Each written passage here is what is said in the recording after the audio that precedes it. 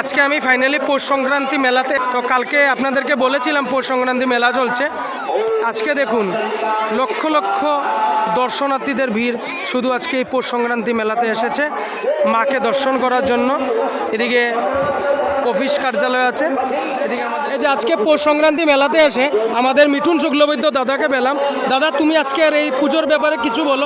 আজকে এটা কততম পূজা এবং কততম বিশ্ব শান্তি মহাযজ্ঞ? আজকে যে মহা উৎসব হচ্ছে বিশ্ব শান্তি যজ্ঞ, সেই যজ্ঞ আজকে 82তম যজ্ঞ। এই যজ্ঞ আমরা প্রতিবার করে থাকি, কিন্তু এবার আমরা মকর সংক্রান্তি উপলক্ষে আমরা বিশেষভাবে দুদিনের অনুষ্ঠান রেখেছিলাম, বিশ্বভাবে যজ্ঞ রেখেছি। গতকালও হয়েছে, অনেক ভিড় সমাগম হয়েছে ভক্তবৃন্দদের। আজকেও কীভাবে ভক্তবৃন্দরা প্রচুর ভিড় হচ্ছে। আর বর্তমানে তো এখন দেখছেন অল্প কিছুক্ষণের পরে দেখবেন এখানে হাঁটার মতন জায়গা নেই। তাই আমরা অনেক ব্যবস্থা করেছি এবার।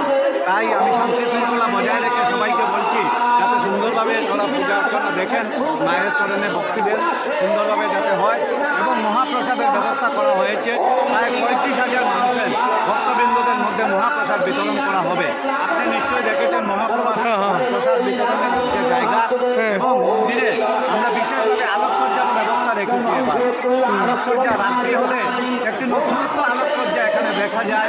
যেহেতু আমরা শুধু বদরপুরের নয়, বরাকের ঐতিহ্য, আমরা বলবো এখানেও একটি কুম্ভযাত্রা, এখানে বরাকের কুম্ভযাত্রা হয় সেই জঙ্গল শেষে কালীমা মন্দিরে। তাই সকল ভক্তবৃন্দকে বলবো শান্তি শৃঙ্খলা বজায় রেখে এবং সুন্দরভাবে যাতে আমরা মায়ের পূজা অর্চনা করি, মায়ের পূজা অর্চনা করে প্রসাদ বিতরণ, প্রসাদ খেয়ে তারপর আমরা যাই। ধন্যবাদ দাদাকে বিশেষভাবে ধন্যবাদ।